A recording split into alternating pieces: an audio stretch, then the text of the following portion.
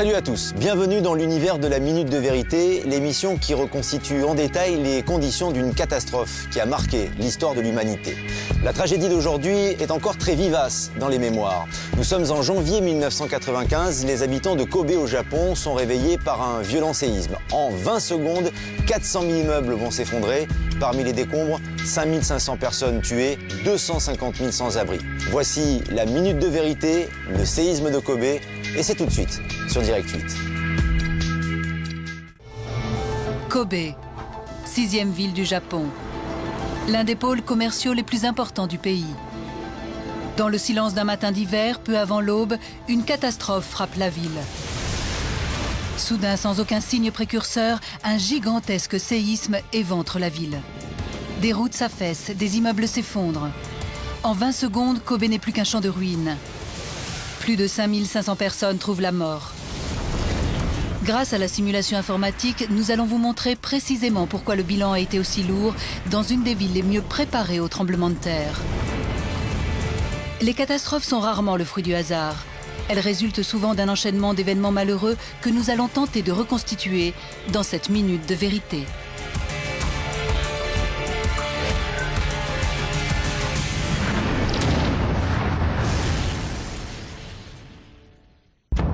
Asie. Japon. Kobe. Avec une population de près d'1,5 million d'habitants, Kobe est célèbre pour ses étendues à couper le souffle. Mais la terre ici est rare, car la ville est prise en étau entre le mont Rokko et les eaux bleues de la baie d'Osaka. Le centre-ville s'étend sur une langue de terre d'à peine 5 km de large. À l'est et à l'ouest se trouvent des zones résidentielles densément peuplées où les maisons sont presque toutes traditionnelles. Au sud, une vaste zone portuaire bâtie sur une série d'îles artificielles gagnées sur la mer grâce à des millions de tonnes de remblais. C'est l'un des ports les plus importants au monde, avec un trafic marchandises représentant 71 milliards de dollars. Pour optimiser l'espace si rare, Kobe s'est doté de 166 km de voies rapides aériennes. Lundi 16 janvier 1995. C'est une belle journée d'hiver. La température est juste au-dessus de zéro. Et c'est un jour férié au Japon. Kobe grouille de monde, l'ambiance est à la détente. Mais sous les pieds des passants se trouvent de multiples failles.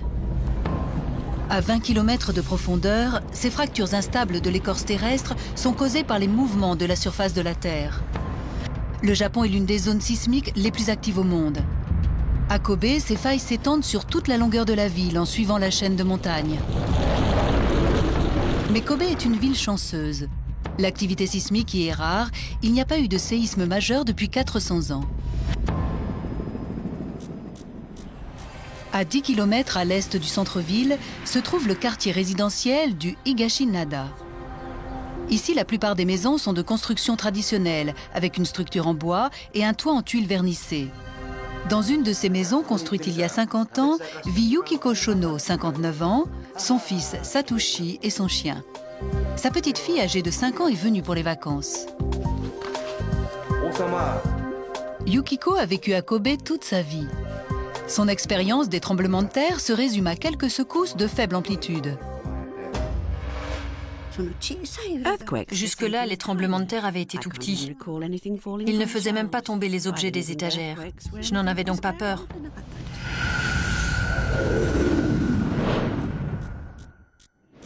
À 30 km à l'est de Kobe se trouve l'observatoire sismique d'Osaka, où des scientifiques surveillent une partie du réseau de milliers de capteurs sismiques disséminés dans tout le Japon. Ce jour-là, Toshio Harimoto est de service avec un de ses collègues. En 21 ans, il a surveillé plusieurs grands séismes aux 4 coins du pays. Mais aujourd'hui, il n'a pas la sensation que c'est un jour de travail comme les autres. Parce que c'était un jour férié, j'avais l'impression que c'était un jour de congé. Je ne m'attendais à rien d'inhabituel. 18h26. La monotonie du service est soudainement rompue. Une secousse sismique de magnitude 3,6 sur l'échelle de Richter vient d'être perçue par le réseau de capteurs. Harimoto n'est pas inquiet. Le Japon enregistre des milliers de secousses sismiques chaque année. Et celle-ci est faible. Si faible qu'elle ne fait même pas trembler les fenêtres. 23 minutes plus tard, une nouvelle secousse est enregistrée par le réseau de capteurs. Mais celle-ci, plus faible encore, est de magnitude 2,5. Les capteurs indiquent que le foyer des secousses se trouve sous le détroit d'Akashi, qui sépare l'île Awaji du Japon continental à 15 km au sud-ouest de Kobe.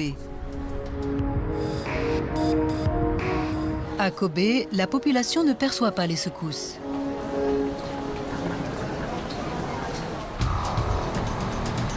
Shinshu, à 400 km au nord-est de Kobe. Le chauffeur de bus touristique, Yoshio Fukumoto, quitte la ville en direction du sud. Il conduit des bus depuis 30 ans. J'aime conduire. Et à l'époque, c'était sympa de conduire un bus de touristes. Alors j'aimais vraiment ça.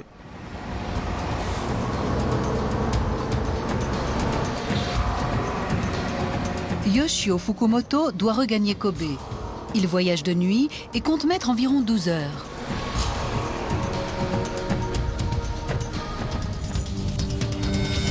« 18h55. Une troisième secousse se produit, cette fois de magnitude 1,5.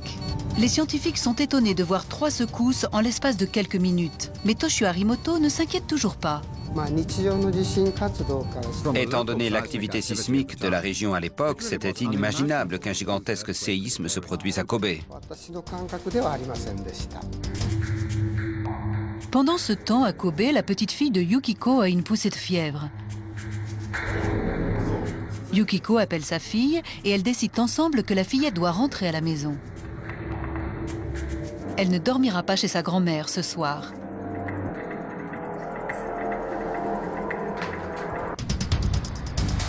« 23h49. Après 5 heures de silence, une quatrième secousse ébranle le détroit d'Akashi. En moyenne, il y a par an 5 secousses d'une magnitude supérieure à 1,5. Or, il y en a eu à présent 4 en moins de 5h30. Parce que son fils de 29 ans, Satoshi, est là, Yukiko veille plus tard que d'habitude. Il a très envie de lui faire découvrir son nouveau jouet, un ordinateur portable. On a bavardé assez tard ce soir-là. À minuit, il m'a dit « Tu devrais aller te coucher, maman. Je ne vais pas me coucher avant 2 heures. » Bonne nuit.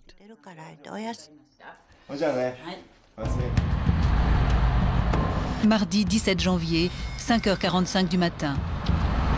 Yoshio Fukumoto n'est plus qu'à 15 km du centre de Kobe. Il n'y a plus que 3 passagers à bord de son bus. Il circule sur la voie rapide Hanshin, une autoroute aérienne à 4 voies, longue de 40 km, qui traverse tout Kobe. C'est une construction antisismique. Mais comme toutes les autres infrastructures de la ville, elle n'a jamais été soumise à l'épreuve d'un tremblement de terre. Yoshio va bientôt pouvoir rentrer chez lui à Kyoto.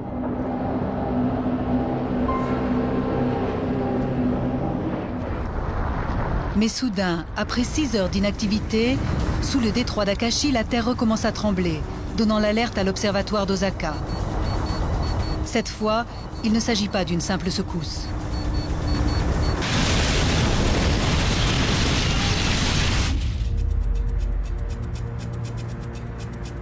Mardi 17 janvier 1995, 5h46. À la caserne de pompiers de Port Island à Kobe, le pompier Makoto Fuji est à son poste. Il est de service à la caserne depuis plus de 20 heures. Dans moins de 4 heures, il pourra rentrer chez lui et retrouver sa femme. 5h46 et 58 secondes. Le voyage jusque-là sans encombre de Fukumoto prend tout à coup une tournure inattendue. La route commence à trembler violemment.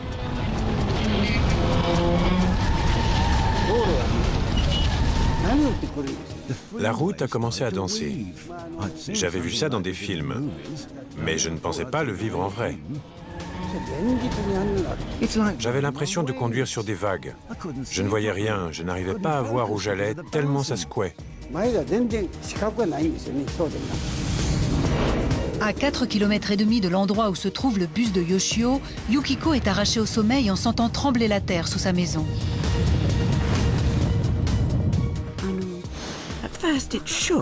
Ça a commencé par trembler très fort, comme ça. Je me suis dit, c'est un gros tremblement de terre. Puis ça s'est arrêté. Et j'ai pensé, ah non, c'est juste une secousse. Pendant quelques secondes, le danger semble écarté. C'était très bizarre. Il n'y avait plus aucun bruit. Puis le monde de Yukiko se retrouve sans dessus-dessous.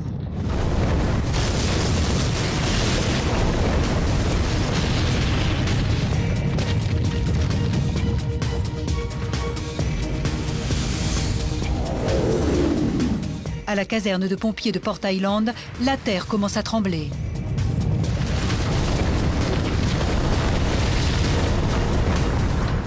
Ça m'a traversé le corps. J'ai eu l'impression que la caserne allait être éventrée. Les chaises et tout ce qui était sur le bureau ont été projetés au sol. Kobe est secoué par un gigantesque séisme. Ces images d'une caméra de surveillance du bureau régional de la chaîne de télévision NHK montrent la violence des secousses.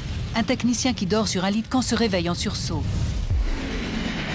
À 18 km de là, l'autoroute continue de se dérober sous le bus de touristes qui menace de passer par-dessus les parapets. Yoshio écrase la pédale de frein. Mais alors que le danger semble écarté, la route recommence à bouger.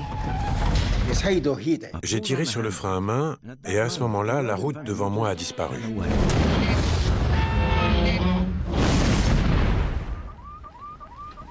J'ai vraiment cru qu'on était passé par-dessus bord.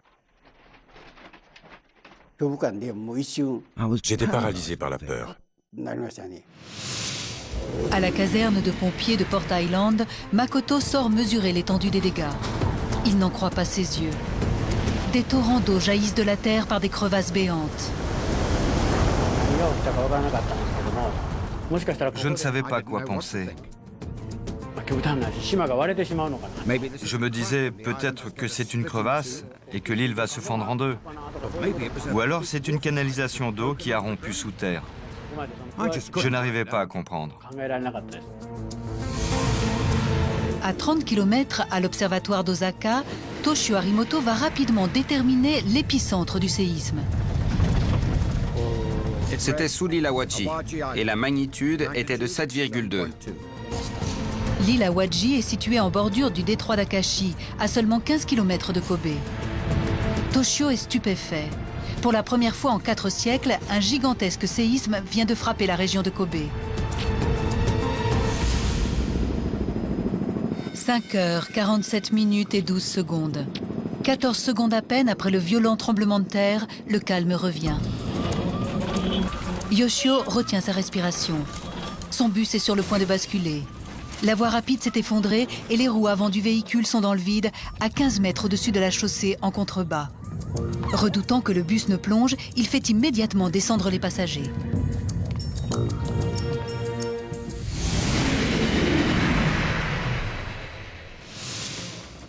Prisonnière des décombres de sa maison, Yukiko reprend peu à peu connaissance. Mais elle est tellement sonnée qu'elle ne comprend même pas où elle se trouve. J'avais mal, comme si j'avais été rouée de coups. J'ai cru que j'avais eu un accident, que j'avais été renversée par une voiture. Je ne pouvais plus bouger. C'est ce que j'ai pensé en revenant à moi, que c'était un accident de voiture.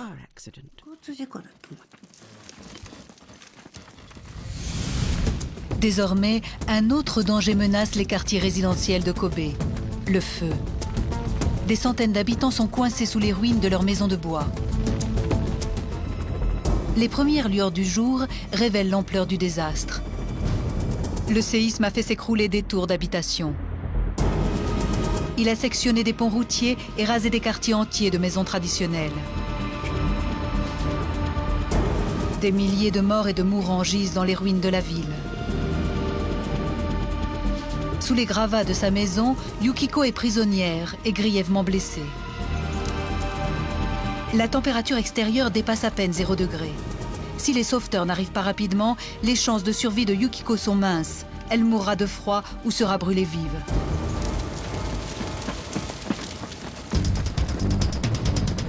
Après le séisme de magnitude 7,2 sur l'échelle de Richter qui a éventré Kobe, des milliers de personnes attendent les secours. Sur la voie rapide Hanshin, après avoir fait descendre ses passagers, le chauffeur Yoshio Fukumoto tente immédiatement de prévenir son employeur à Kyoto.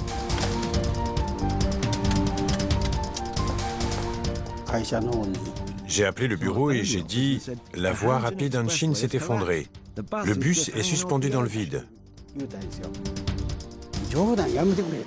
Il m'a dit « Tu me fais marcher. » C'était peut-être un peu trop tôt pour lui. Il avait l'air agacé.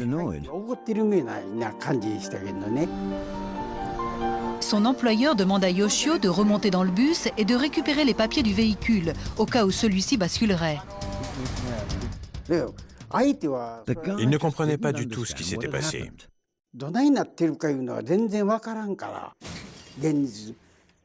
C'était difficile à croire.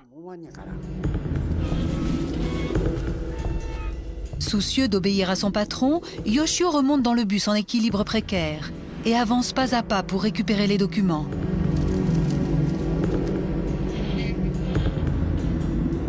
Avec un appareil jetable, Yoshio prend des photos de la catastrophe à laquelle il a échappé de justesse.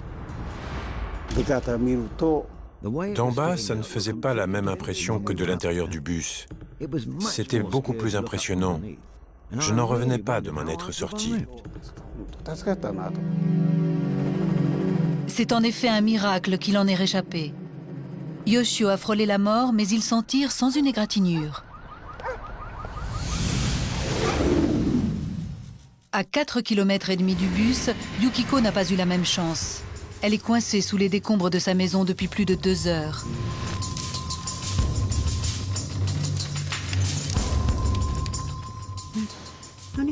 J'avais du mal à respirer. J'étouffais et je transpirais. Je me disais que la seule issue, c'était la mort. Je me demandais comment je pouvais me tuer.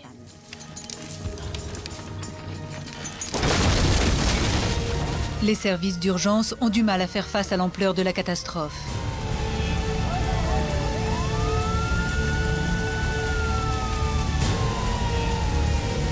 Il est pratiquement impossible de circuler dans les rues jonchées de débris.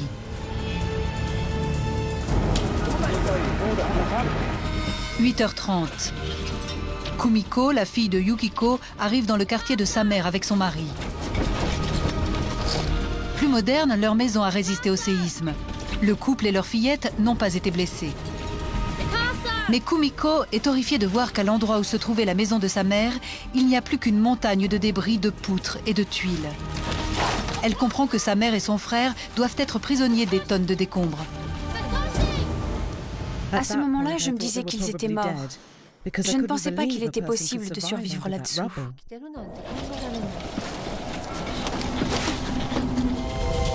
Des canalisations de gaz éventrés alimentent les incendies qui font rage dans la ville.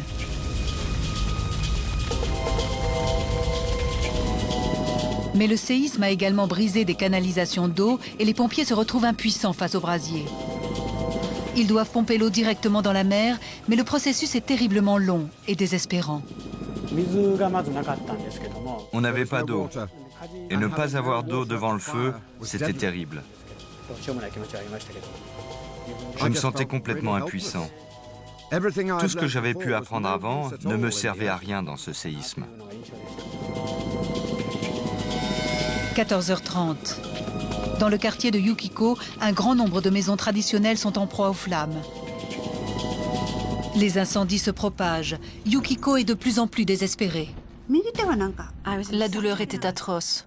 Je ne pouvais pas bouger le bras droit car il était coincé. Mais j'ai trouvé un morceau de bois et avec le bras gauche, j'ai commencé à taper pour faire du bruit.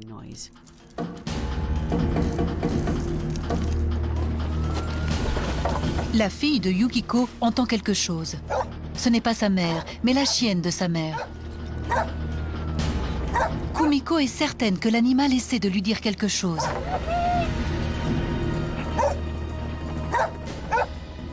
La chienne aboyait, s'arrêtait, aboyait, s'arrêtait et me regardait fixement. Puis elle a aboyé de nouveau et s'est arrêtée. Et à ce moment-là, j'ai entendu frapper. Alors j'ai crié « Maman, maman !» Et elle a tapé pour répondre. Alors on a compris qu'elle était toujours vivante. Kumiko trouve des ouvriers du bâtiment qui l'aident à déblayer les décombres pour progresser en direction du bruit.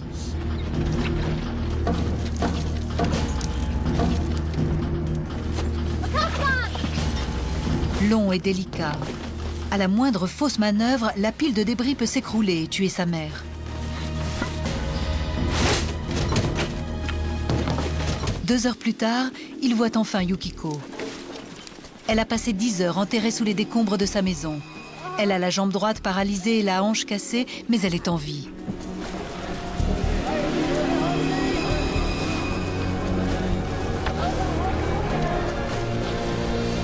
Le fait d'avoir trouvé sa mère redonne espoir à Kumiko. Son jeune frère Satoshi est peut-être lui aussi vivant quelque part sous les décombres. Elle crie son nom, mais il ne répond pas. Il recommence à déblayer les gravats. 5 heures plus tard, il le trouve enfin, mais il est trop tard.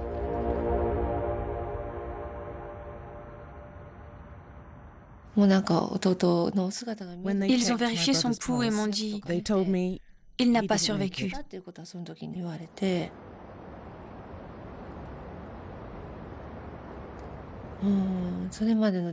Je n'ai jamais rien vécu d'aussi dur. Ce soir-là, Kumiko doit annoncer à sa mère que son fils bien-aimé est mort. Il n'avait que 29 ans. Ma fille m'a dit que Satoshi ne s'en était pas sorti. J'étais incapable de parler. J'ai juste dit « Je vois ». J'ai pleuré sous ma couette après le départ de ma fille, pour que personne ne voie mes larmes.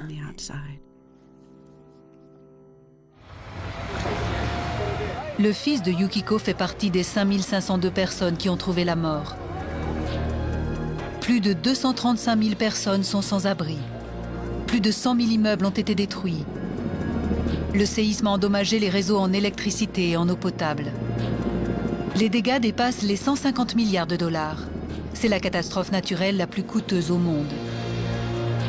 Les services d'urgence de la ville ont été débordés et les secours envoyés par le gouvernement ont mis pratiquement 2 jours à arriver. Le Japon s'enorgueillit de savoir construire des immeubles antisismiques. Pourquoi alors Kobe n'est-elle plus qu'un champ de ruines? Et pourquoi les scientifiques n'ont-ils pas prédit ce gigantesque séisme? Les habitants de Kobe veulent des réponses. 24 équipes d'experts vont conduire une enquête de grande envergure sur la catastrophe. Des sismologues vont étudier le séisme lui-même, tandis que des ingénieurs civils tenteront de comprendre pourquoi les bâtiments et les infrastructures de la ville n'ont pas résisté. En retraçant le fil des événements et en analysant en détail l'enquête qui a été faite, nous allons vous révéler ce qui s'est vraiment passé à Kobe. Pourquoi tant de personnes ont perdu la vie et pourquoi, après le séisme, la ville ressemblait à un champ de bataille. La simulation informatique va vous emmener là où aucune caméra ne peut aller, au cœur de la catastrophe de Kobe.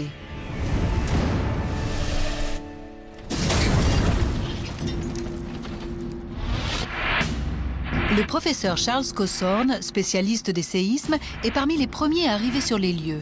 Par le plus pur des hasards, il assistait à une conférence sur la sismologie à 30 km de Kobe et a senti la terre trembler. Il comprend très rapidement qu'il s'agit d'un séisme d'une ampleur sans précédent. C'était le séisme le plus important de la deuxième moitié du XXe siècle.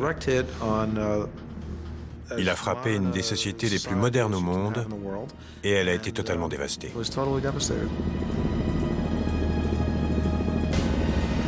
Les experts japonais qui travaillent à ses côtés sont abasourdis par l'étendue des dégâts. Mes collègues japonais avaient du mal à y croire, car ils ne s'attendaient vraiment pas à ça. Un peu comme les Américains le 11 septembre. Ça a été un véritable choc.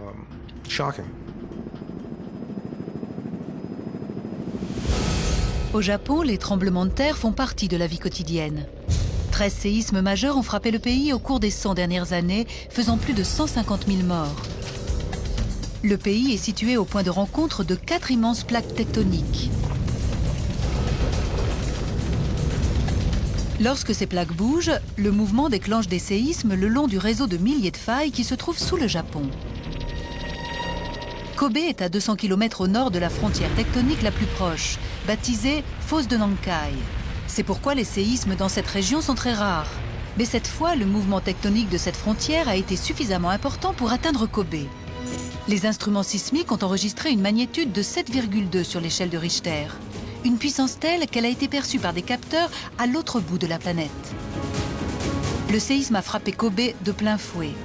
Mais les scientifiques sont étonnés lorsqu'ils découvrent que son épicentre se trouvait à 15 km de la ville. Ils ne comprennent pas. Kobe aurait dû être épargné.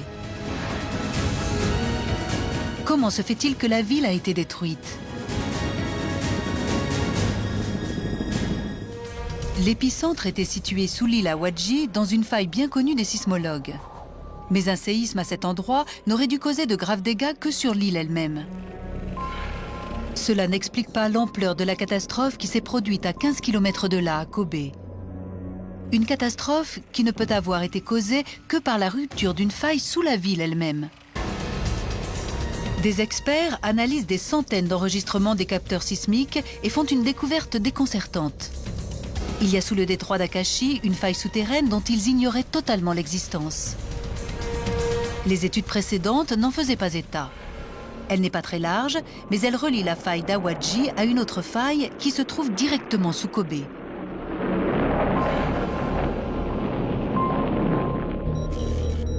« 16 janvier 1995, 23h49. La série de petits séismes que Toshio Harimoto constate à l'observatoire d'Osaka ne sont pas de simples secousses sans danger. C'est l'écorce terrestre de part et d'autre de la ligne de faille qui commence à bouger à 15 km sous l'île d'Awaji. 5h46 et 52 secondes. Les scientifiques sont maintenant certains que la violence du séisme d'Awaji a provoqué une réaction en chaîne par le biais de la faille, jusque-là inconnue. Le séisme se déplace désormais vers Kobe à la vitesse de 9000 km/h et provoque 6 secondes plus tard la rupture de la faille sous la ville. Kobe est frappé de plein fouet. Le séisme a la puissance d'une bombe nucléaire de 65 kilotonnes. Même si Toshio Harimoto avait eu connaissance de cette faille, les secousses initiales n'indiquent pas nécessairement qu'un séisme est imminent.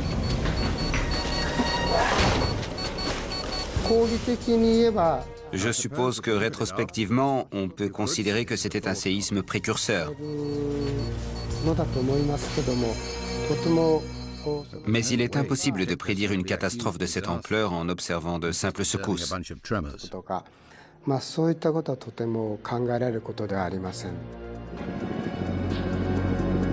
À ce jour, il est toujours impossible de prévoir un séisme.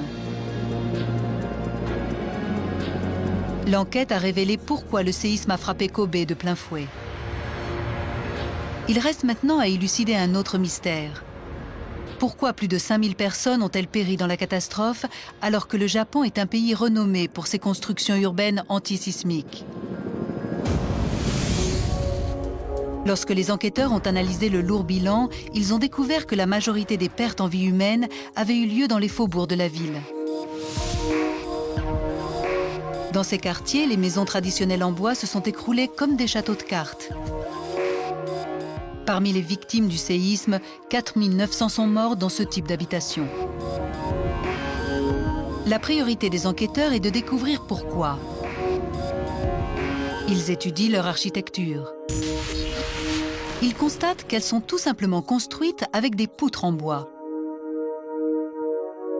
Mais sur cette structure légère vient s'ajouter un toit de tuiles vernissées. Les maisons japonaises traditionnelles ont un toit très lourd. Ce sont littéralement des tonnes de tuiles qui reposent sur de maigres colonnes.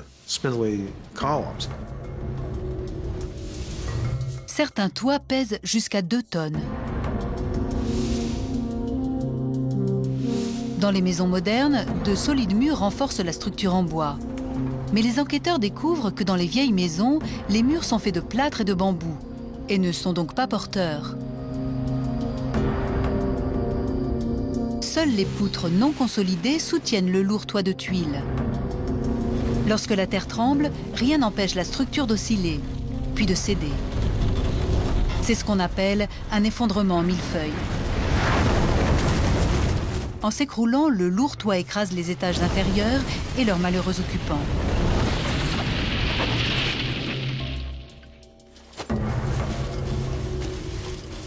C'est de cette façon que sont mortes 90% des victimes du séisme de Kobe. Ce qui a tué la plupart des victimes à Kobe, ce sont les maisons japonaises. Ces maisons sont meurtrières. Mais si les structures sont aussi fragiles, pourquoi les surmonter de toits aussi lourds? Les enquêteurs ont mis au jour une terrible ironie. Ces toits sont bien conçus pour résister aux catastrophes naturelles, mais pas au séisme, au typhon. En moyenne, Kobe est frappé par 2 violentes tempêtes tropicales par an.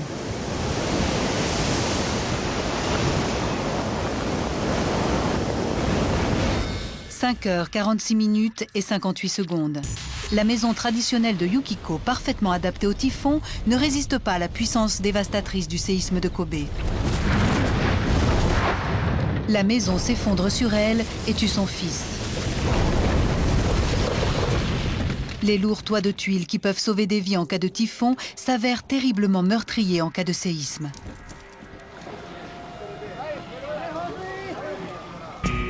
Si le bilan est le plus lourd dans les quartiers aux maisons traditionnelles, les enquêteurs constatent néanmoins d'importants dégâts structurels dans le reste de Kobe. Et l'effondrement d'un aussi grand nombre de structures modernes les laisse perplexes. En théorie, elles sont construites conformément à des normes antisismiques, les rendant capables de résister à des séismes majeurs.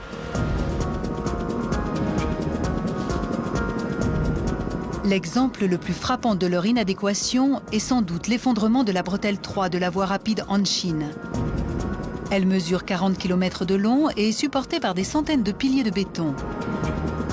Le séisme en a endommagé ou détruit près de la moitié et a également renversé 26 des 1304 sections qui forment le tablier. Construite en 1969, c'était une artère majeure dont le trafic dépassait les 180 000 voitures par jour.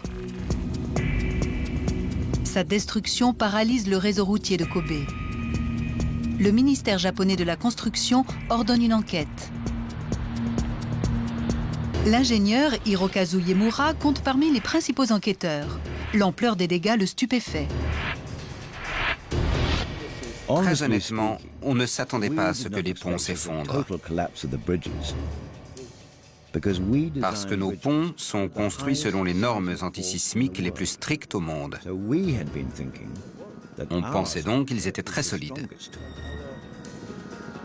Hirokazu Yemura et ses collègues sont perplexes.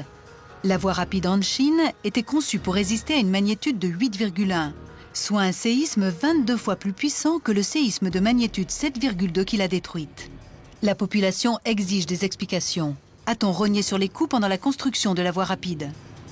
Les premières critiques exprimées par les habitants, c'est que des erreurs avaient peut-être été commises lors de la construction. Yemura sait que le génie civil japonais est sur la sellette. Nous voulions montrer à la population que nous n'avions pas fait d'erreur pendant la construction. Les enquêteurs entament une expertise. L'un des secteurs les plus endommagés de Hanshin se trouve dans les faubourgs est de la ville, là où Yoshio Fukumoto a échappé de peu à la mort. Une section entière du tablier a été arrachée au pilier et a laissé le bus suspendu dans le vide à 15 km du sol. Les enquêteurs savent que cela n'aurait pas dû se produire, puisque le tronçon de tablier, long de 52 mètres, était solidement arrimé au pilier par des fixations en acier de 19 cm d'épaisseur. Mais lorsqu'ils vérifient ces fixations, ils s'aperçoivent que la violence du séisme les a sectionnés. Ceci explique pourquoi la section de route n'était plus fixée au pilier. Les enquêteurs ne comprennent cependant toujours pas pourquoi la section de tablier est tombée. Pour qu'une section de 965 tonnes, comme celle qui se trouve sous le bus de Fukumoto, tombe des piliers, il faut qu'elle se déplace sur 1,20 m. Ils sont convaincus que le séisme à lui tout seul n'est pas à l'origine d'un tel déplacement. Yemura et ses collègues inspectent de nouveau les sections. Et soudain, sur les poutrelles d'acier de 3,3 cm d'épaisseur soutenant le tablier, quelque chose attire leur attention. L'acier a été broyé et tordu. Ils comprennent que c'est le résultat des collisions entre les sections de tablier. Ces violents impacts ont agi comme autant de coups de marteau géants qui ont poussé la section jusqu'au bord du pilier. 5 heures, 46 minutes et 58 secondes. Au moment où le tremblement de terre commence, les fixations d'acier qui arriment les sections de tablier cassent net. Les sections glissent et s'entrechoquent, se poussant les unes contre les autres au sommet des piliers. Yoshio Fukumoto conduit désormais sur une route qui va et vient sous les roues de son bus.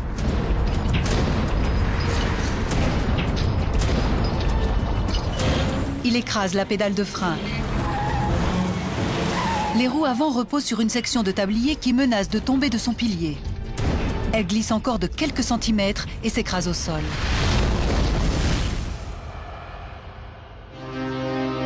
Si Yoshio s'était arrêté quelques mètres plus loin, son bus aurait fait un plongeon de 15 mètres.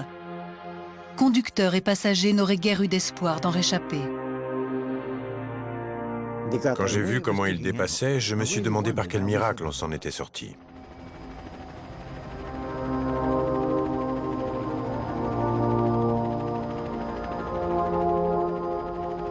Yoshio et ses passagers sont en réalité encore plus chanceux qu'ils ne le pensent. Si le séisme s'était produit quelques minutes plus tard, le bus aurait parcouru 4,5 km de plus sur la voie rapide Hanshin, et à cet endroit-là, le séisme a renversé plus d'un demi-kilomètre de voie. On aurait dit un jouet d'enfant couché sur le côté. Sur cette portion, les fixations sont intactes. Ce sont les piliers de béton qui ont cédé. Pourquoi n'ont-ils pas résisté ? Yemura et ses collègues inspectent les piliers et constatent qu'ils sont renforcés par 3 ceintures de tiges d'acier. C'est une technique de construction standard. Les 2 ceintures extérieures équipent toute la hauteur du pilier. Mais la ceinture centrale, elle, s'arrête à 1,50 m du sol. Ces photos, prises sur les lieux pendant l'enquête, montrent que les tiges les plus courtes sortent des piliers endommagés. Et c'est exactement l'endroit où les piliers ont cédé.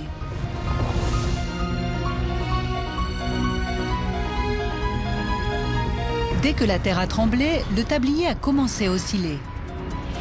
Son poids énorme a fait subir une tension colossale aux piliers. Quelques secondes plus tard, les piliers se sont brisés à leur point le plus faible, c'est-à-dire à l'endroit où les tiges d'acier centrales se terminaient. Et le lourd tablier s'est écrasé au sol.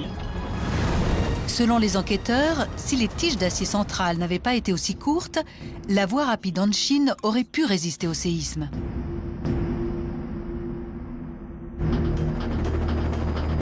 La preuve a été faite que des éléments importants de la voie rapide Hanshin étaient extrêmement vulnérables.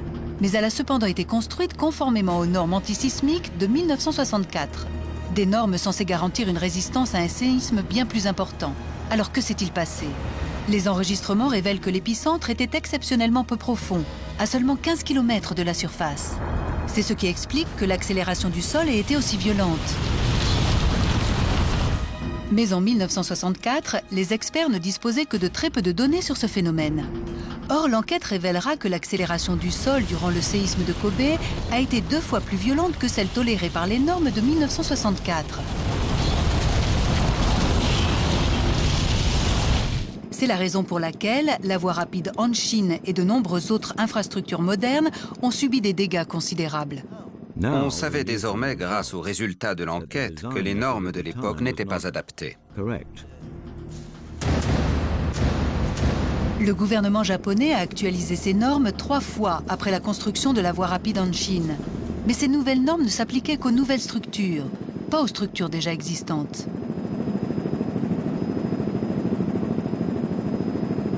Les enquêteurs comprennent peu à peu pourquoi le séisme de Kobe a été si destructeur et si meurtrier. Pourquoi les maisons traditionnelles se sont avérées être un piège mortel pour des milliers d'habitants? Pourquoi un aussi grand nombre de structures modernes ont été détruites? Et pourquoi le séisme a frappé Kobe de plein fouet et fait vivre un cauchemar à ses habitants?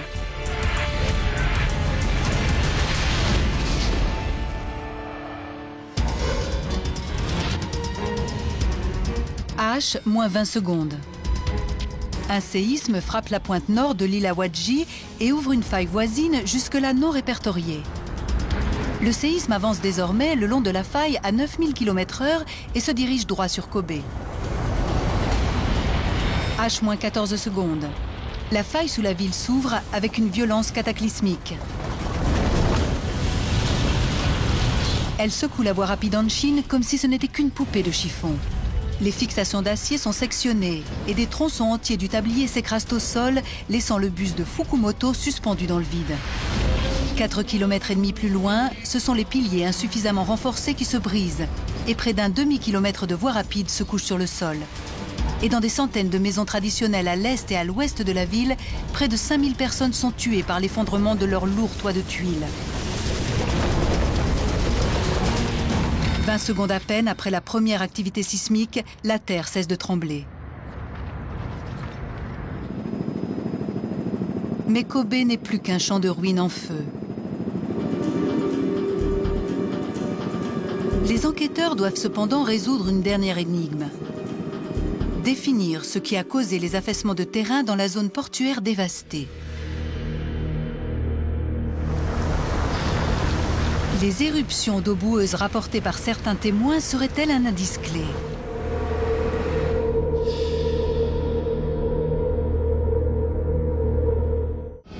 Le séisme de Kobe a porté un coup terrible à l'économie de la ville. Et l'impact est encore plus durement ressenti dans la zone portuaire qui est vitale pour Kobe.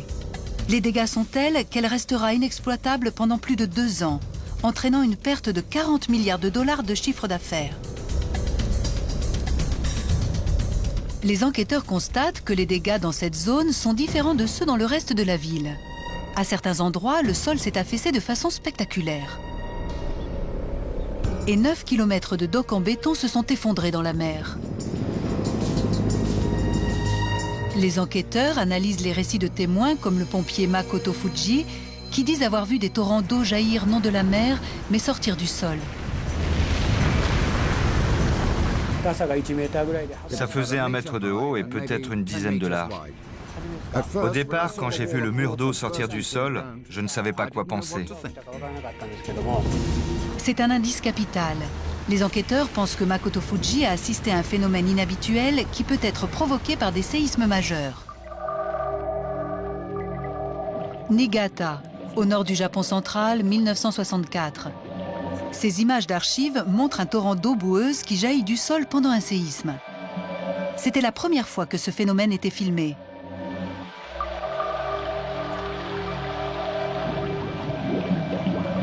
L'eau mine les fondations des bâtiments et cause des dégâts considérables.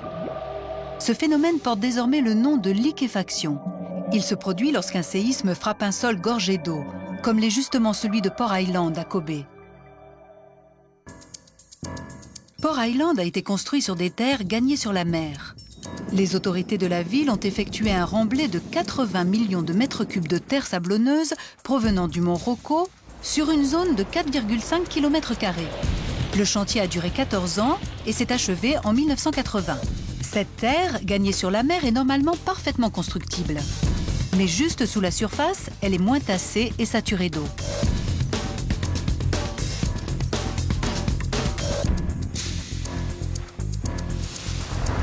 « 5h46 et 58 secondes. Quand la terre se met à trembler, les ondes de choc secouent le sol sablonneux de Port Island. Si vous avez du marc de café dans une tasse et que vous tapotez, vous savez qu'il va se tasser. Eh bien, le sable se comporte de la même façon. Sous l'effet du séisme, le sol se tasse. Les espaces entre les grains de sable sont remplis d'eau. Le séisme tasse les grains de sable et chasse l'eau vers la surface avec une pression phénoménale. Ce que Makoto Fuji a vu, ce n'est pas de l'eau s'échappant d'une canalisation éventrée, mais le résultat de la liquéfaction des sols. Les enquêteurs ont conclu que c'est la liquéfaction des sols gagnés sur la mer qui a détruit la majeure partie de la zone portuaire de Kobe.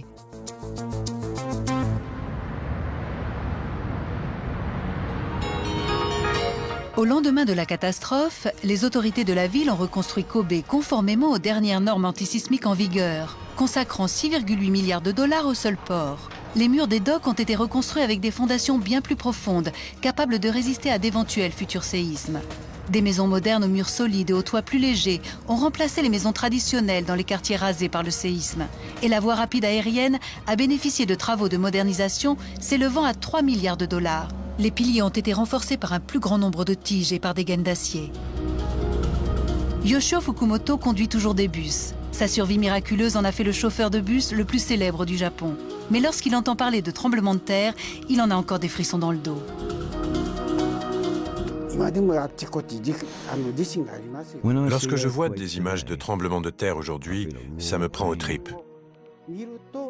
J'ai très peur des séismes.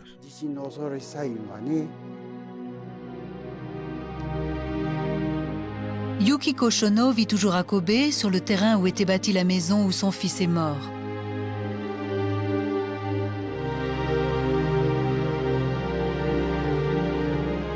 Elle donne désormais des conférences en vue de préparer le public au séisme.